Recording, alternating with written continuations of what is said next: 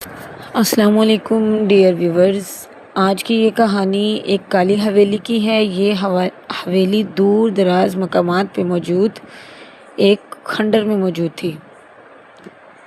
اس کھنڈر میں دور دور تک کوئی بھی جانا پسند نہیں کرتا تھا۔ اس کے ارد گرد سارا ویرانہ تھا اور اس سے آگے کی طرف اگر جائیں تو چھوٹی چھوٹی بستیاں تھیں۔ ان بستیوں میں کچھ لوگ بستے تھے۔ انہی ایک بستی میں ایک پیاری سی ننھی سی بچی تھی جس کا نام کرن تھا۔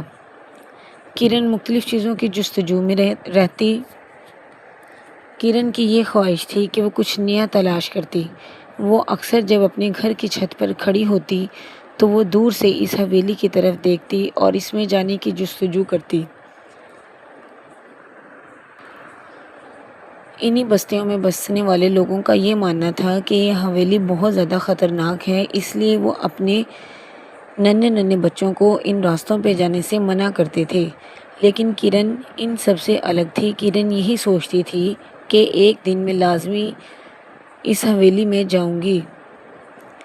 سب کے سمجھانے کے باوجود ایک رات ایسے ہوا کہ کرن کے گھر والے سوئے ہوئے تھے۔ کرن اٹھی اور اس نے اپنے گھر کا دروازہ کھولا اور وہ اس حویلی کی طرف چل پڑی۔ جیسے ہی وہ حویلی کی طرف چلی تو اسے کچھ جگنو نظر آئے۔ ان جگنوں کی روشنی بہت زیادہ تیز تھی۔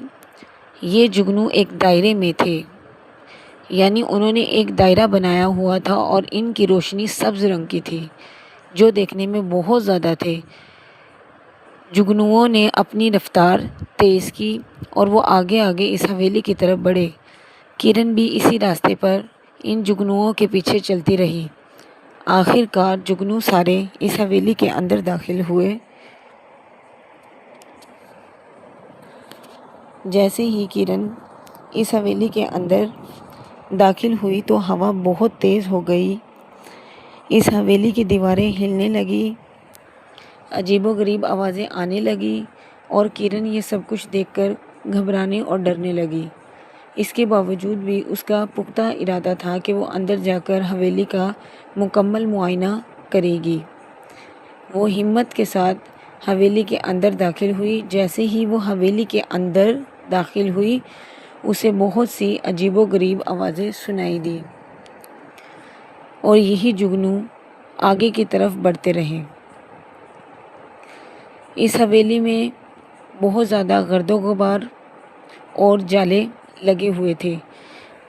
یہ جالے اس قدر لمبے اور لٹکے ہوئے تھے کہ حویلی کی حالت بہت زیادہ خراب تھی اور یہ دیواریں ایسے لگ رہی تھی کہ جیسے کبھی صاف نہ کی ہو، اور انہی دیواروں پر بہت زیادہ کچھ ایسی تصاویر تھی جو دیکھنے میں بہت زیادہ خطرناک لگ رہی تھی اور یہ ساری تصاویریں کرن کو گھور رہی تھی۔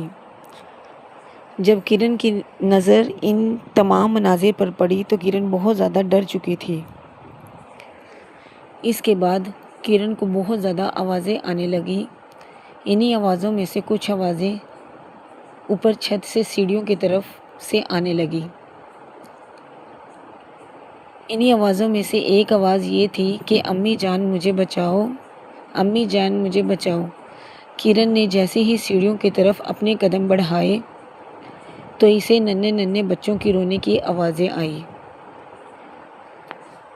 کرن حوصلے کے ساتھ سیڑھیاں چڑھتی گئی اور اوپر جب وہ چھت پر پہنچی تو اسے کچھ پرانے کمرے نظر آئے۔ انہی کمروں میں سے اس نے ایک کمرے کے دروازے کو کھولا اور جیسے ہی اس نے کمرے کے دروازے کو کھولا تو ہوا اور زیادہ تیز ہو گئی۔ کرن بہت زیادہ گھبرائی، لیکن آوازیں اس قدر تیز آ رہی تھی کہ وہ کمرے کے اندر داخل ہوئی۔ داخل ہوتے ہی اس نے کمرے کے اندر ایک گڑیا دیکھی۔ جیسے ہی اس نے گڑیا کو اٹھایا تو کمرے سے اور زیادہ آوازیں آنے لگیں۔ یہ تمام آوازیں چھوٹے چھوٹے بچوں کی تھیں۔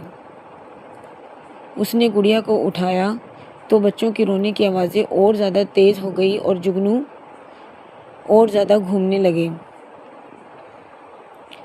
یہ تمام آوازیں سن کر کرن گھبرائی اور وہ تیزی سے آگے پیچھے بھاگنے لگی۔ جیسے ہی وہ اپنی جان بچانے کے لیے آگے پیچھے بھاگی تو وہ حویلی کے پیچھے والے راستے سے نکلنے لگی۔ جیسے ہی وہ حویلی کے پیچھے والے راستے سے نکلنے لگی تو نکلتے نکلتے وہ ایک حویلی کے پرانے کمرے میں پہنچی جہاں پر اسے ایک صندوق ملی۔ صندوق میں ایک ڈائری تھی جس میں لکھا تھا کہ اس حویلی میں بہت سارے بچے جل کر ختم ہوئے ہیں اور ان بچوں کو جلایا گیا تھا، جس کی وجہ سے ان بچوں کی روحیں بھٹک رہی ہیں، اور اگر آج شام سورج نکلنے سے پہلے ان سب کی روحوں کو آزاد نہ کیا گیا تو کرن بھی انہی میں شامل ہو جائے گی اور ہمیشہ کے لیے انہی کے بیچ میں رہ جائے گی۔ یہ تمام ماجرا دیکھ کر کرن بہت زیادہ پریشان ہوئی اور اس کی یہی کوشش تھی کہ وہ جلدی جلدی اپنی جان بچائے۔ اس کے لیے کرن دوبارہ حویلی کے اندر داخل ہوئی اور وہ اوپر چھت والے اسی کمرے میں گئی اور اس نے قرآن پاک کی تلاوت شروع کی۔ جیسے ہی اس نے اللہ کا ذکر شروع کیا تو ان بچوں کی روحیں آزاد ہوئیں اور وہاں پر تیز تیز روشنائیں نظر آنا شروع ہوئیں، جس کے ساتھ ہی سارے جگنو اڑ گئے اور ایک جگنو باقی رہا۔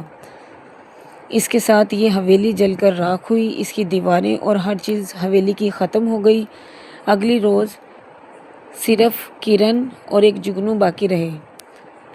ان بستیوں میں سے یہ حویلی ہمیشہ کے لیے ختم ہو گئی اور اس حویلی کا نام و نشان باقی نہ رہا۔ ڈیئر ویورز، اگر آپ کو میری یہ کہانی اچھی لگی ہے تو آپ اس کے بارے میں کمنٹس لازمی لکھیں اور اس چینل کو سبسکرائب کریں، لائک کریں اور ویڈیو کو مزید اپنے دوستوں سے شیئر کریں۔ شکریہ، اللہ حافظ۔